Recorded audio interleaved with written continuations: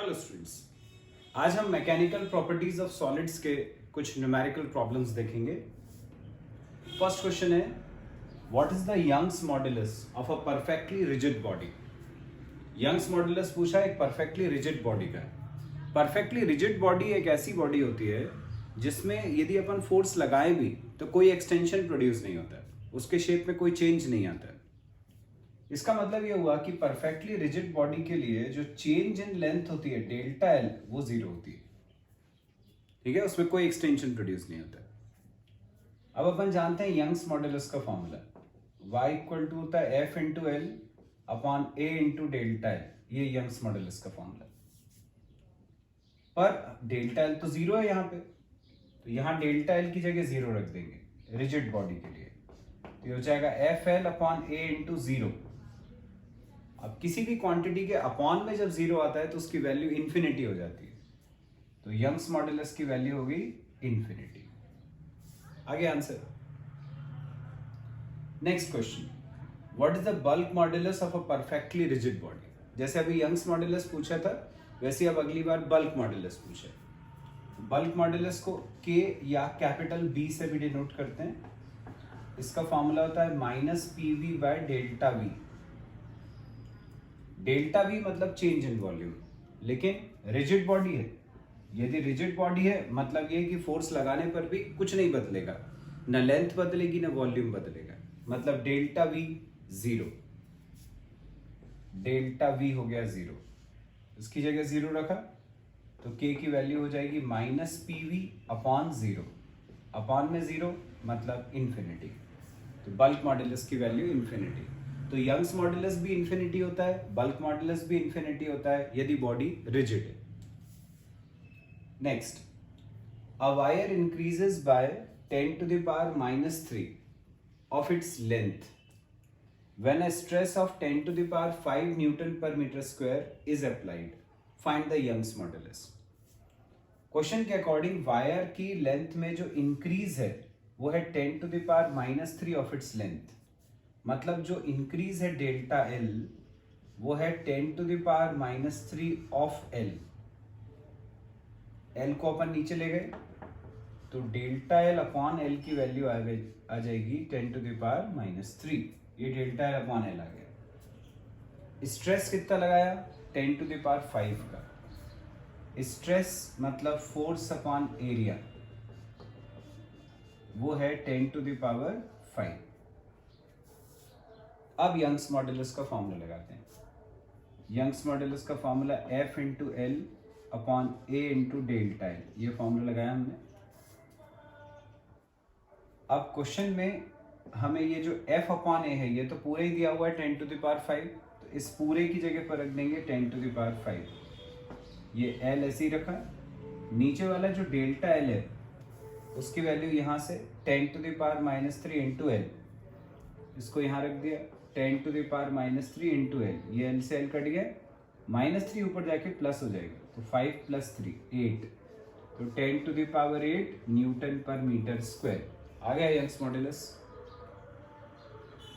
Next question, two wires A and B are of same material. दो wires हैं A और B, दोनों का मटेरियल सेम है। मटेरियल सेम है मतलब दोनों का यंग्स मॉडुलस सेम, दोनों के लिए y की value same. Their lengths are in the ratio 1:2। Length का रेशियो दिया है 1:2, मतलब L1 अपॉन L2 हो गया 1/2। Diameters are in the ratio 2:1। अब क्या होता है बच्चों, जो डायमीटर का रेशियो होता है वही रेडियस का रेशियो होता है। तो यदि डायमीटर का रेशियो दिया है 2:1 मतलब रेडियस का रेशियो भी 2:1 है। रेडियस का रेशियो मतलब R1 अपॉन R2, ये है 2:1, 2/1, ये R1 अपॉन R2 की वैल्यू होगी। They are pulled by the same force. They are pulled by the same force मतलब दोनों का F सेम है। Find the ratio of their increase in length, मतलब डेल्टा L1 और डेल्टा L2 इसका ratio हमें पता करना है। Delta L1 by delta L2 निकालना है। तो यंग्स मॉडुलस का फॉर्मूला लगाएंगे अपन दो बार। पहले केस में लगाया Young's modulus y equal to F into L. Length पहले वाले की हमने L1 ली थी, तो f इंटू L1 अपॉन नीचे आता है एरिया, एरिया होता है पाई आर स्क्वायर, फर्स्ट वाले के लिए pi r one square delta L one, ये पहले केस के लिए हो गया। सेकेंड वाले वायर के लिए यंग्स मॉड्यूलस वाई, एफ दोनों का सेम था तो एफ, सेकेंड की लेंथ L2, उसका area pi r two square और ये डेल्टा L2, ये दोनों का वाई अपन ने निकाल लिया। क्वेश्चन के अकॉर्डिंग दोनों का वाई सेम है, सेम मटेरियल के थे, तो दोनों वाई की वैल्यूज को इक्वल करें, तो F into L one upon pi r one square delta L one equal to F into L two upon pi r two square delta L two, दोनों y की वैल्यू इक्वल कर दी। f से f cancel, pi से pi cancel. अब देखें question में क्या क्या दिया हुआ है, L1 अपॉन L2 दिया हुआ है 1/2, तो मैं इस L2 को यहाँ नीचे ले आता हूँ, तो ये हो जाएगा L1 अपॉन L2, इस R2 स्क्वायर को यहाँ ले लेता हूँ, तो R2 square upon R1 square, delta L1 उधर जाएगा तो equal to delta L1 upon delta L2। अब यहां पर और यहां पर वैल्यूज डालनी है, L1 अपॉन L2 है 1/2, यहां रखा 1/2, इनटू में है R2 square by R1 square. अब हमें R1 अपॉन R2 पता है 2/1 है, तो R2 अपॉन R1 हो जाएगा 1/2, उसका स्क्वायर है, R2 अपॉन R1 का स्क्वायर है, तो ये जो R2 अपॉन R1 होता है 1/2 उसका स्क्वायर हो जाएगा 1/4,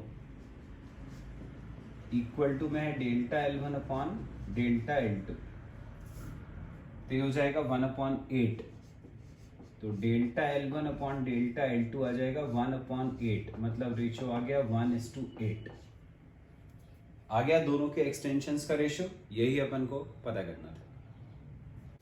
नेक्स्ट क्वेश्चन है, to what depth must a rubber ball be taken in a deep sea to decrease its volume by 0.1%, bulk modulus दिया हुआ है, डेंसिटी ऑफ वाटर दी हुई है। अब बच्चों क्या होता है कि अपन पानी की गहराई में जितना नीचे की तरफ जाते हैं उतना ज्यादा प्रेशर बढ़ता चला जाता है। अब जैसे जैसे बॉल नीचे जाएगी आसपास का जो पानी है वो उसके ऊपर ज्यादा प्रेशर लगाएगा, जितना प्रेशर लगेगा उसकी वजह से जो बॉल का वॉल्यूम है वो डिक्रीज हो जाता है, वॉल्यूम में कमी आ जाती है।